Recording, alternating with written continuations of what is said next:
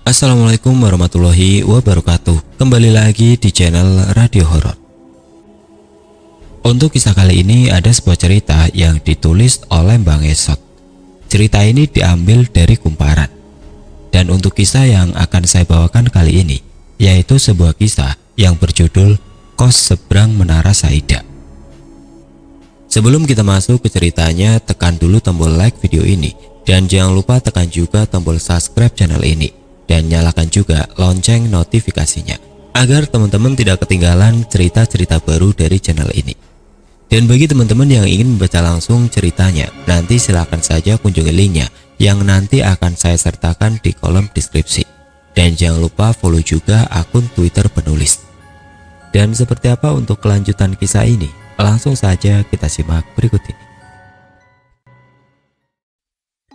Aku Dani, seorang karyawan. 2 bulan yang lalu adikku Yogi sempat hilang. Aku yakin kejadian ini ada kaitannya dengan kamar kos yang aku sewa.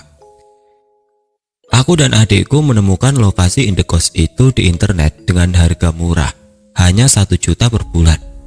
Tapi fasilitasnya lengkap, ada AC dan kamar mandi di dalam. Jarang sekali di Jakarta kosan semurah itu. Saat itu aku tidak curiga sedikit pun dan kami sepakat menyewanya. Kamarnya berada di lantai 2, tepat di seberang Menara Saida. Ada 6 kamar kos, tapi semuanya tidak berpenghuni. Aku dan adikku mengisi kamar nomor 1 dengan tujuan agar dekat tangga.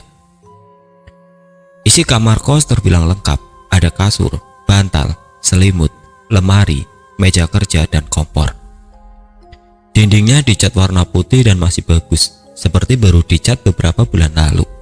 Kamar mandinya bersih dan harum. Walau tidak berpenghuni, kamar kos ini sepertinya terawat dengan baik. Malam pertama tinggal di kamar kos, aku dan Yogi merasa nyaman. Malam itu kami main game online sampai tertidur.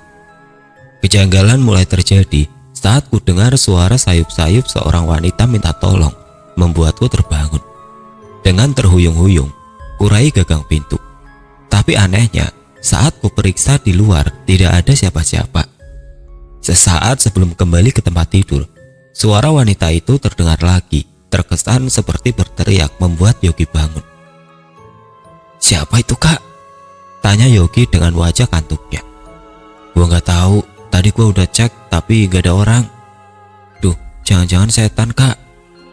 Yogi memegang lenganku ketakutan. Suara wanita itu tidak mau berhenti. Ia terus berteriak minta tolong. Tapi sekali lagi saat aku cek, tetap tidak kutemukan siapapun. Ku coba periksa tangga. Di sana aku melihat sekelebat punggung seorang wanita. Ia berjalan keluar komplek kosan sambil tertawa terbahak-bahak. Dugaanku mungkin dia sedang bikin konten video prank. "Brengsek, kayaknya kita dikerjain, Yok." "Ya Tuhan, ini jam 2 malam, ada aja orang yang iseng. Udah Kak, tidur lagi aja, besok gua harus kuliah," kata Yogi. Aku mengunci pintu dan mematikan lampu, mencoba tidur kembali. Beberapa saat kemudian, menguar aroma aneh di kamarku, seperti aroma daun pandan. Aku bangkit mencari sumber bau itu tanpa membangunkan Yogi.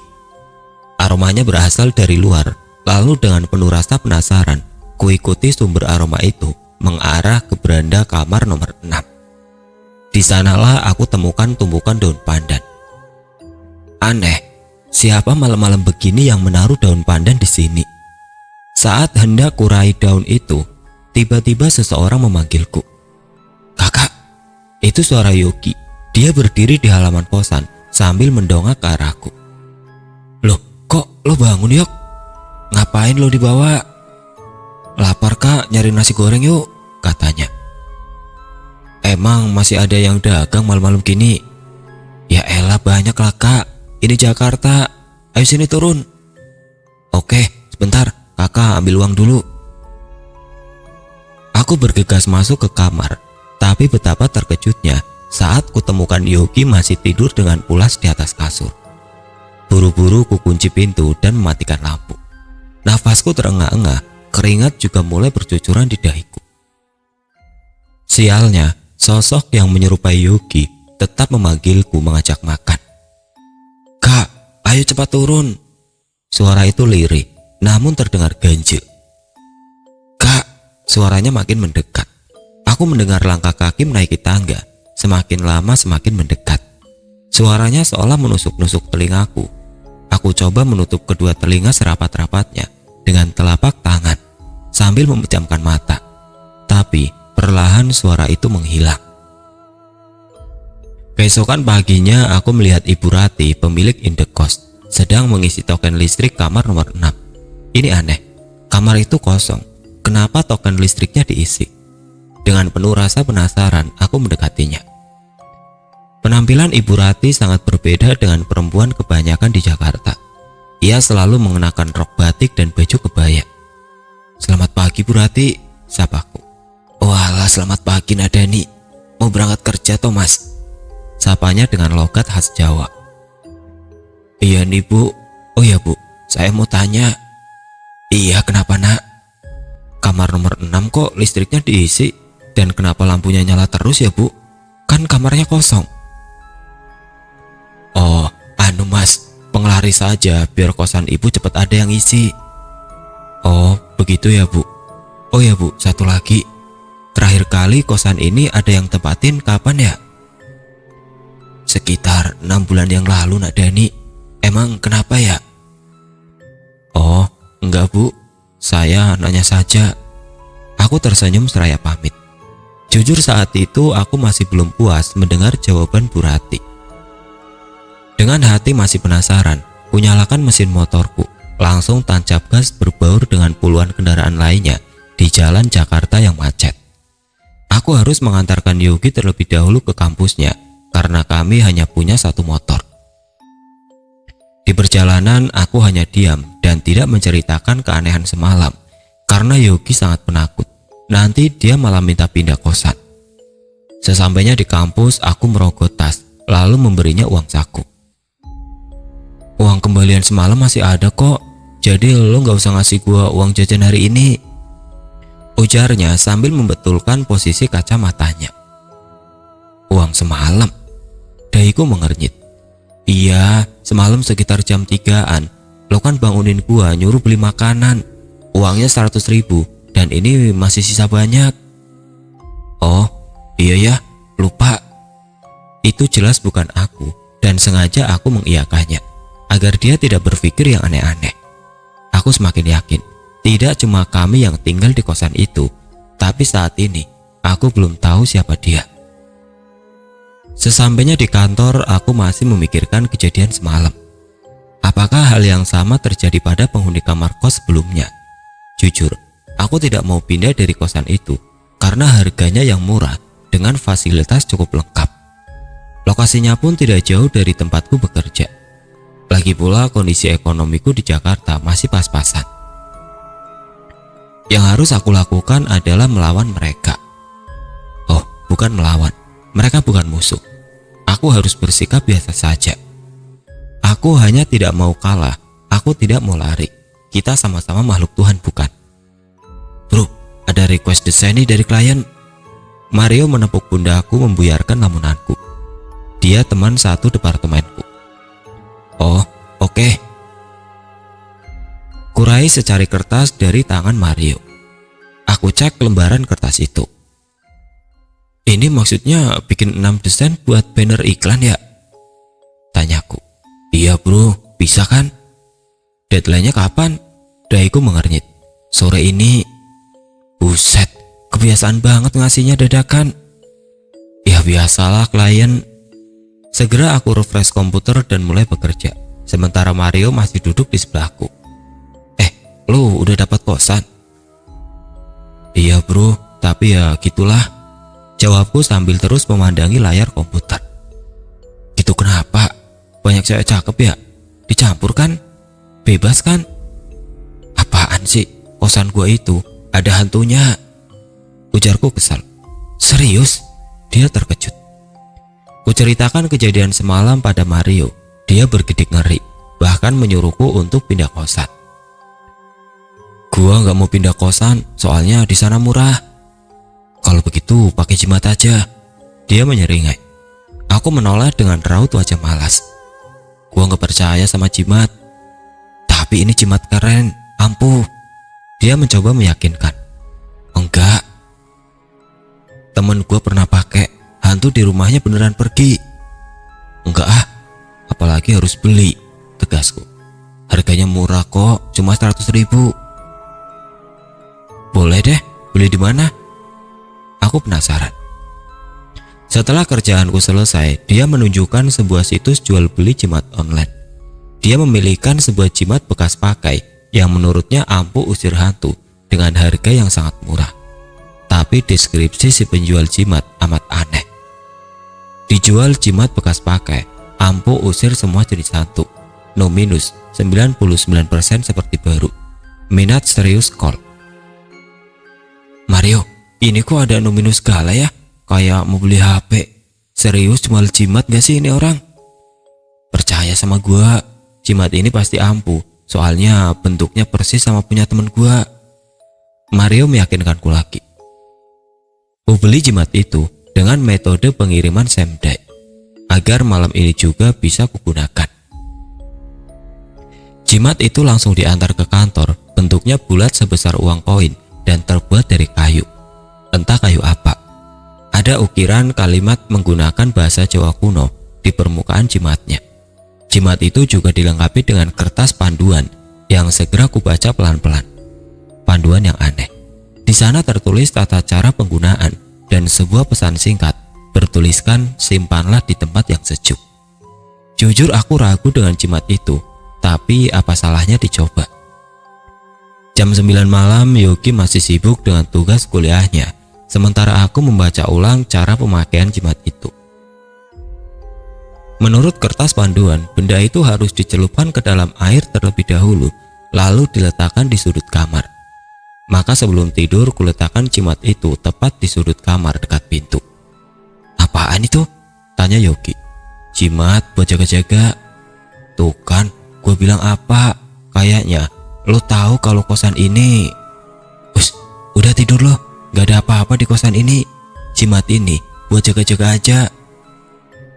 Yogi meraih gelas dan menuangkan air dari dispenser. Ia mengerutkan dahinya. Kak, lo sadar gak sih? Ini galon air baru kemarin kita isi. Kok airnya tinggal setengah begini? Cepet banget habisnya. Segera aku periksa isi galon itu dan benar-benar tidak masuk akal. Airnya cepat sekali berkurang. Oh, itu waktu pagi, pas lo masih tidur, ibu kosan minta air minum, soalnya di rumah beliau kehabisan air, jadi gua kasih dia. Yogi terdiam seperti sedang mencerna baik-baik penjelasanku yang tidak masuk akal. Tetapi untungnya dia masih menerima penjelasanku. Dia kemudian tidur dengan nyenyak, sedangkan aku sama sekali tidak bisa tidur. Kantuk tidak kunjung datang, padahal aku sudah mengubah beberapa kali posisi tidurku, tetapi tetap saja gagal. Mataku tetap tidak mau terpejam.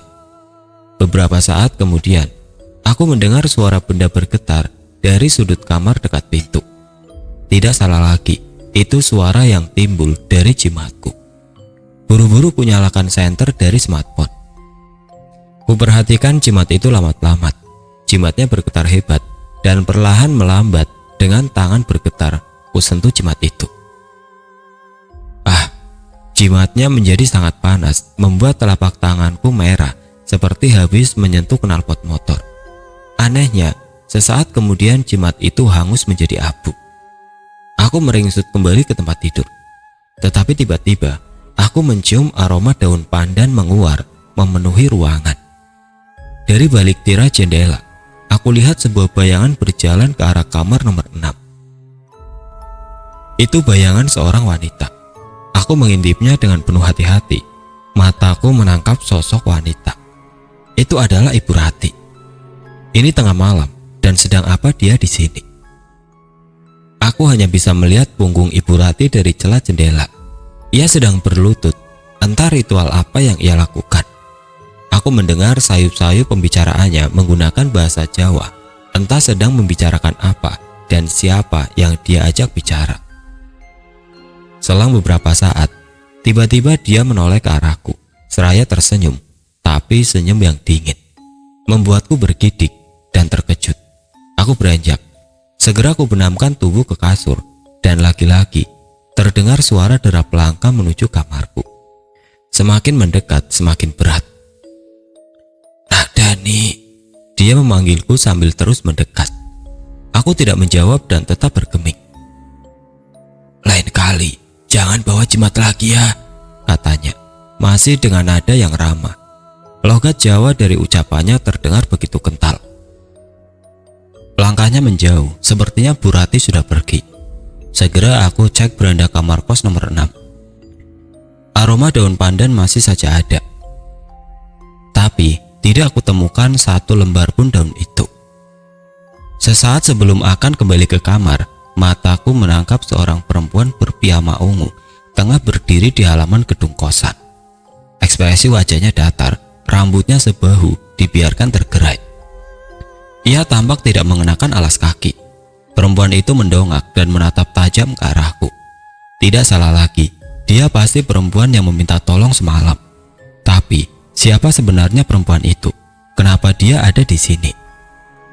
Dia masih berdiri menatapku dengan ekspresi wajah datar. Dari wajahnya aku perkirakan dia berumur kisaran baru 18 atau 19 tahun. Selang beberapa menit, tiba-tiba dia balik badan dan lari begitu saja ke arah menara Saida.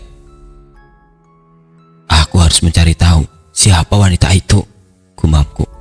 Hari berikutnya sepulang kantor, aku bertemu dengan perempuan itu di emperan toko yang sudah tutup di dekat menara Saida. Ia sedang makan nasi bungkus. Sepertinya perempuan itu merupakan seorang tunawisma alias gelandangan. Kuparkirkan motor dan segera menghampirinya. Semalam kamu ke kosan aku ya?" Tidak ada jawaban. Dia tetap sibuk makan dengan lahap. Tatap matanya kosong. "Aku Dani, anak kosan Bu Rati. Kamu dari mana?" tanyaku lagi. Mas, dia itu orang gila. Gak akan nyambung kalau diajak ngomong." Tiba-tiba ada seseorang yang menegurku. Aku menoleh ke arah kanan. Ternyata tukang jamu gendong. Dia mendekat kepadaku. "Mau jamu gak mas?" "Oh, boleh deh." Ditodong seperti itu membuatku enggan untuk menolak. "Dia udah lumayan lama tinggal di emperan toko ini mas. Saya yang suka ngasih dia makan sama pakaian baru. Soalnya dulu ibunya adalah teman saya, penjual jamu gendong juga." Tanpa diminta, tukang jamu itu bercerita sendiri. Tangannya begitu cekatan meracik jamu untukku. "Oh begitu ya mbak.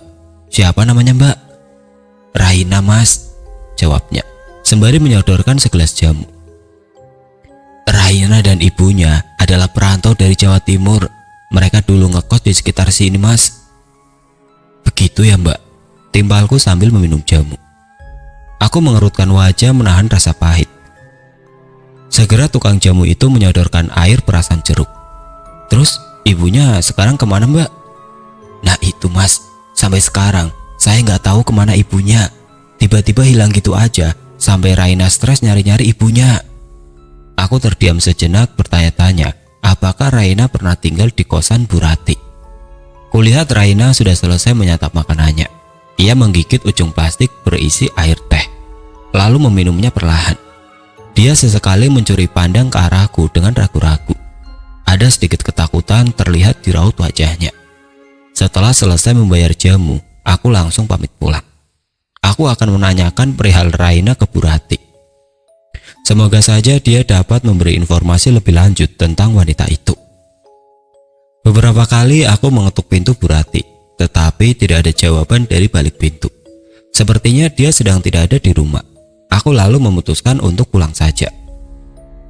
Sesaat sebelum kunyalakan mesin motor, tiba-tiba aku mendengar suara Bu Rati memanggilku. Dia berlari kecil, tergopoh-gopoh menghampiriku. Ia membawa jinjingan, mungkin belanjaan untuk kebutuhan pokok. "Nah Dani, ada apa ya? Ayo masuk dulu." Ia membuka pintu. "Oh iya bu, ada hal yang mau aku tanyakan." Aku duduk di atas sofa tua miliknya. Beberapa bagian kain sofa itu sudah terkelupas. Banyak bekas cakaran kucing di sana sini.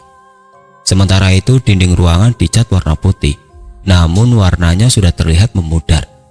Beberapa foto keluarga yang berwarna hitam putih terpajang di sana. Ada juga foto kemesraan Bu Rati dengan seorang laki-laki, mungkin suaminya. Terpajang di sebelah kanan jam dinding berbentuk bulat. Jam itu sudah tidak berfungsi. Begini Bu, sudah 2 kali ada perempuan yang datang ke kamar kosku. Dan tadi sore aku ketemu sama dia di emperan toko. Ternyata namanya Raina. Kata tukang jamu, dia memiliki gangguan jiwa. Apakah ibu kenal dengan perempuan itu? Wah, dia emang sering lewat sekitar sini. Tapi ibu tidak kenal nak. Kalau ada dia, usir saja. Memang terkadang suka mengganggu. Jawabnya dengan tenang. Oh, begitu ya Bu. Dia pernah gangguin Bu Rati juga enggak? Pernah sekali. Langsung ibu usir nak. Jujur, pertemuan malam itu dengan Bu Rati belum bisa memuaskan pertanyaan besar di dalam benakku. Aku rasa masih ada sesuatu yang Bu Rati rahasiakan dariku. Setelah mencicipi beberapa kue, aku lantas pamit. Hari sudah mulai gelap. Setibanya di kosan, betapa terkejutnya aku memergoki Yogi sedang menggenggam pisau. Ia terlihat hendak melukai lehernya sendiri. Sontak aku menabrak tubuhnya. Aku dan Yogi terbanting ke atas kasur. Pisau itu berhasil terlepas dari tangannya. Namun, ia malah berteriak tidak karuan. Sesekali ia tertawa terbahak-bahak. Badannya mengamuk, namun aku berusaha untuk menahannya. Beberapa kali aku berteriak meminta tolong, tapi tidak seorang pun yang datang. Sementara aku masih menahan tubuh Yogi yang masih berontak. Tiba-tiba saat itu, Raina muncul di depan pintu. Ia berteriak dengan lantang, "Pergi dari sini!" Aku menahan tubuh Yogi yang masih mengamuk. Sesekali aku bisikan doa-doa di telinganya, tapi tetap tidak berhasil. Sedangkan Raina yang berdiri di depan pintu tiba-tiba menangis tanpa sebab. Aku bingung, apa yang harus aku lakukan? Kemudian selang beberapa menit, Bu Rati muncul lantas mengusir Raina. Ia buru-buru menyentuh kening Yogi sambil komat kamit, entah mantra apa yang ia baca. Perlahan tubuh Yogi lunglai, kedua matanya terpejam dan keringat mulai bercucuran di keningnya. Bu Rati menuangkan segelas air yang ia bacakan mantra-mantra, kemudian mengibaskan percikan air itu ke wajah Yogi. "Sebenarnya ada apa ini Bu Rati? Apa kosan ini benar-benar ada hantunya?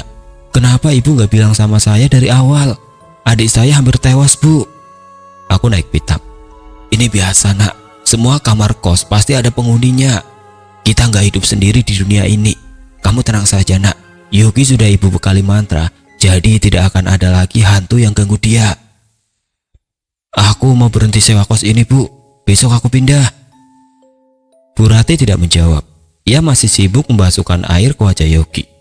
Setelah itu dia pergi tanpa pamit. Mungkin dia kesal dengan sikapku yang tidak tahu terima kasih. Tapi jujur, aku sangat marah karena merasa ditipu olehnya.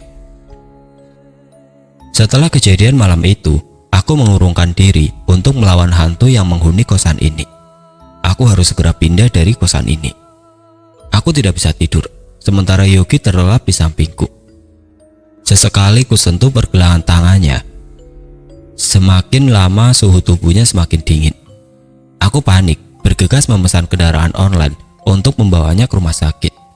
Setelah orderanku ada yang menerima, pengemudi itu menelponku menanyakan alamat detail kosan.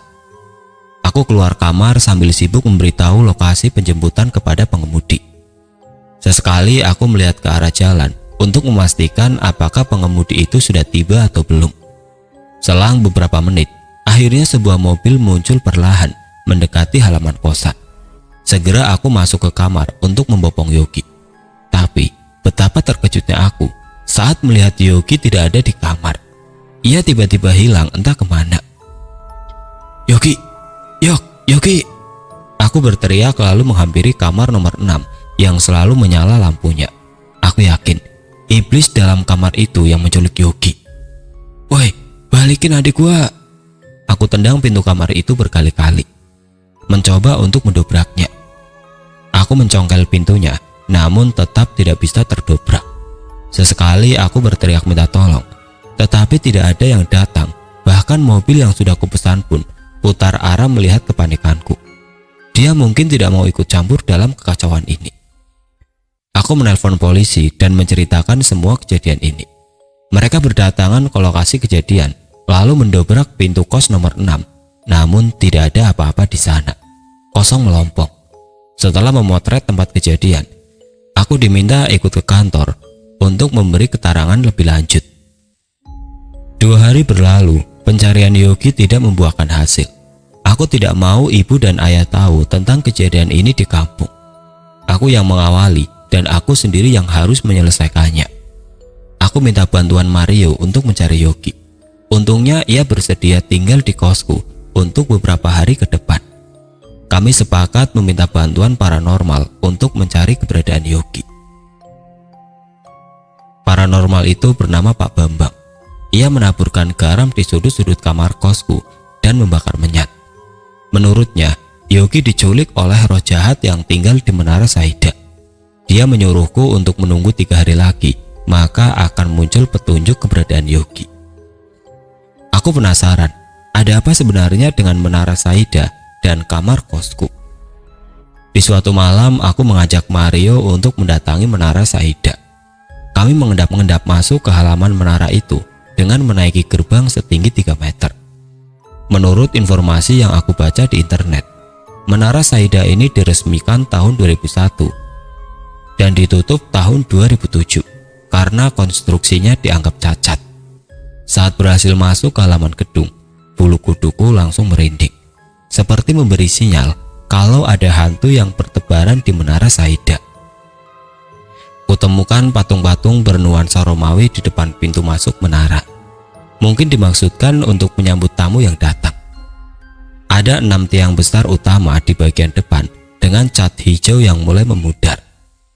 Aku mengelap kaca yang penuh debu dengan lengan baju dan menyorotkan cahaya senter ke dalam gedung. Kulihat kursi tamu dan meja resepsionis yang sudah usang. Kemudian kami mencoba masuk ke dalam gedung itu lewat pintu utama. Sebentar, gue mau nyalain kamera dulu. Mario menarik lengan ke mejaku. Lo mau ngapain? Tanyaku. Ngevlog bro, jawabnya sambil terus men-setting kamera mirrorless miliknya. Hai guys, kali ini gue bersama sahabat gue Dani. Kami lagi di Menara Saida buat nyari tahu keberadaan adiknya yang hilang. Dia menggerakkan kamera ke arahku, sementara aku menatap kamera itu sekilas dan tanpa ekspresi. Jangan berisik, nanti ketahuan orang. Lu sejak kapan sih ngevlog? Gaya banget. Baru hari ini bro, lumayan kalau viral jadi duit. Dia mulai merekam sekeliling gerbang utama, sementara aku mencoba membuka pintu dengan obeng, tapi tidak berhasil. Kemudian kami mengendap-endap ke belakang gedung, mencari celah untuk masuk. Di sana aku melihat sebuah ventilasi udara yang menganga cukup besar, sekiranya muat untuk badan kami berdua.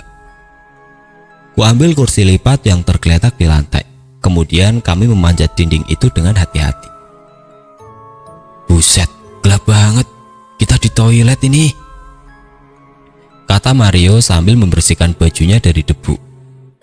Kupancarkan cahaya senter ke segala penjuru ruangan. Kulihat banyak sarang laba-laba yang menjuntai di setiap sudut ruangan. Debu berserak di mana-mana. Wastafelnya kotor dan berkarat. Cermin buram memantulkan wajah kami berdua saat kusinari dengan senter. Juga suara cericit tikus kecil yang beramburan takut akan kedatangan kami.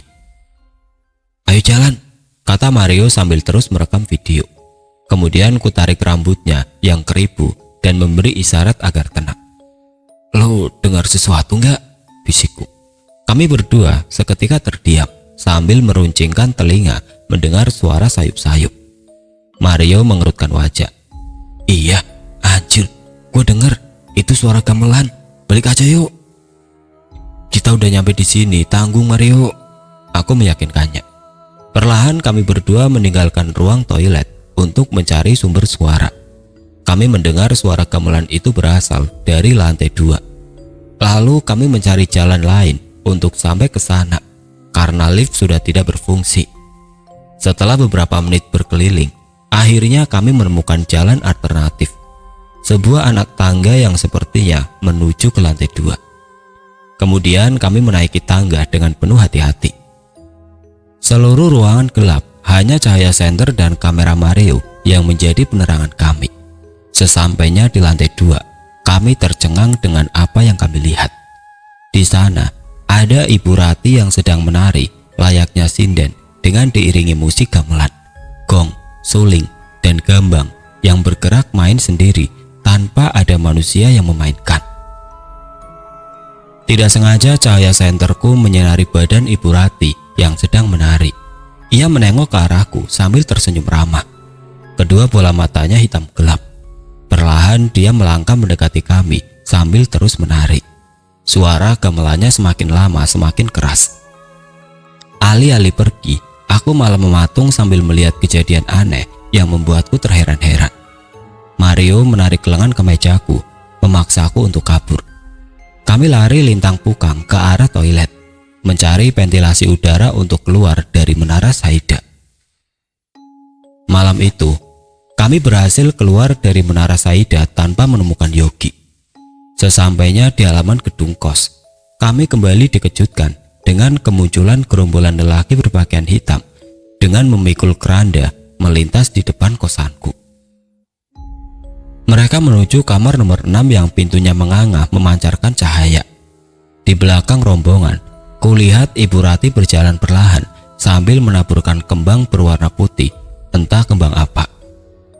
Mario, ayo cepat kita kejar rombongan itu. Aku tarik tangan Mario.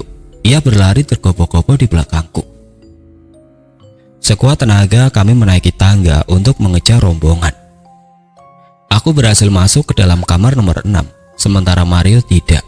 Ia terpental ditabrak daun pintu saat hendak memaksakan diri untuk masuk.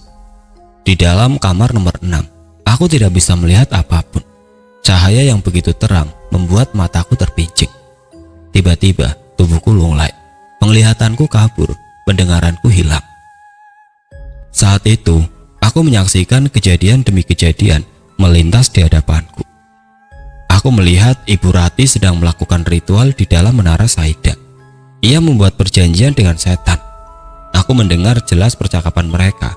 Ibu Rati meminta kekayaan kepada setan dan berjanji mencarikan tumbal untuknya.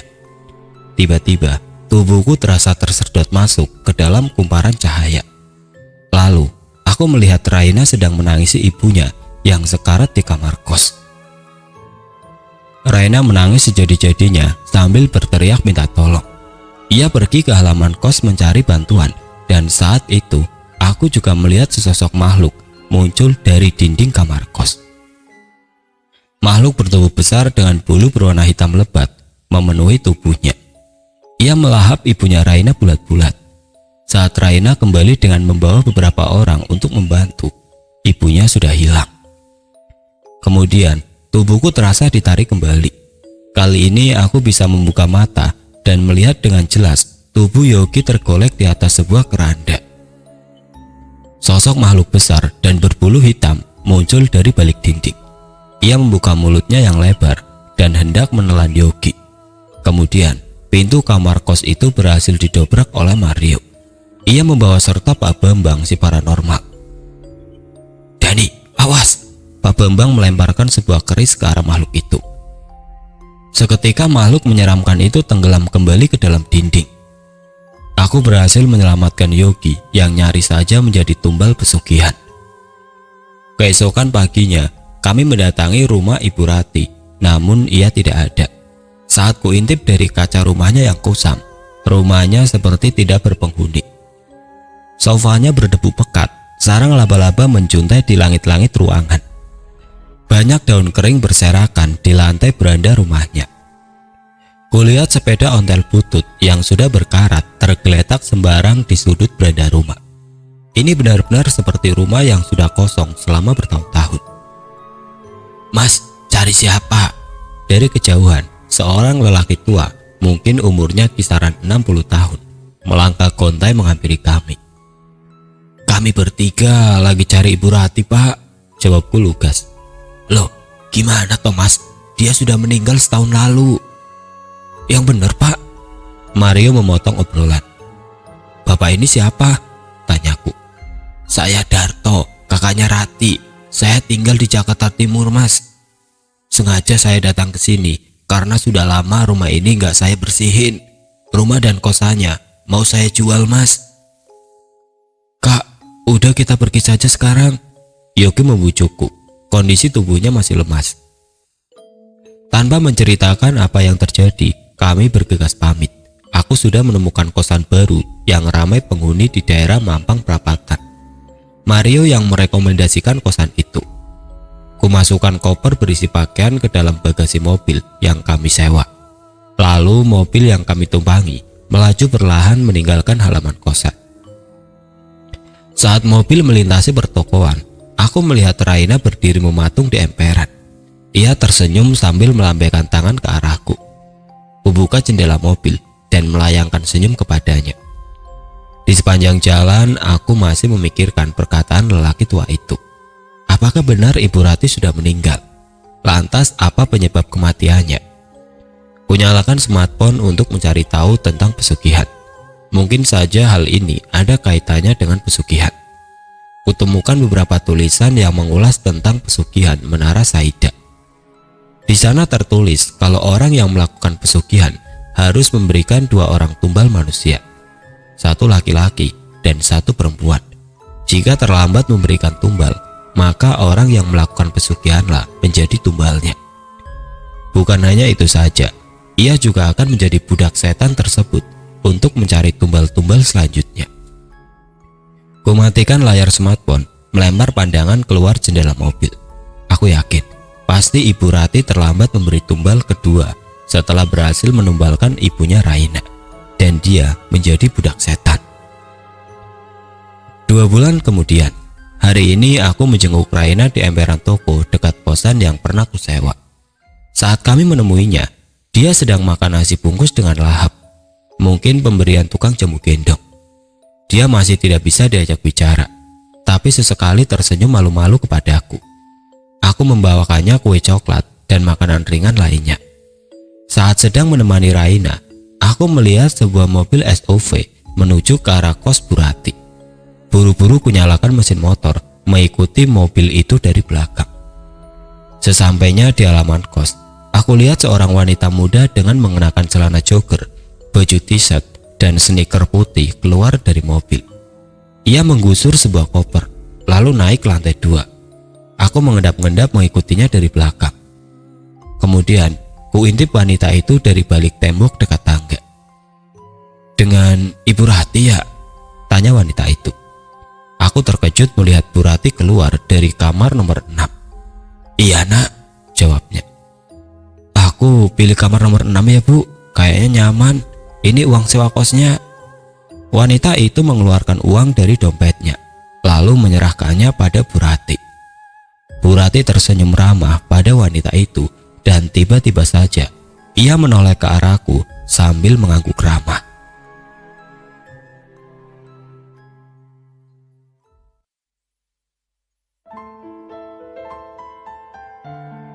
Oke teman-teman, seperti itulah akhir dari kisah ini. Bagaimana menurut kalian tentang kisah ini? Tulis komentar kalian di kolom komentar. Dan bagi teman-teman yang baru bergabung, jangan lupa untuk like, komen, share, serta subscribe channel ini. Dan nantikan kisah-kisah horor berikutnya tetap di channel Radio Horor. Akhir kata, wassalamualaikum warahmatullahi wabarakatuh.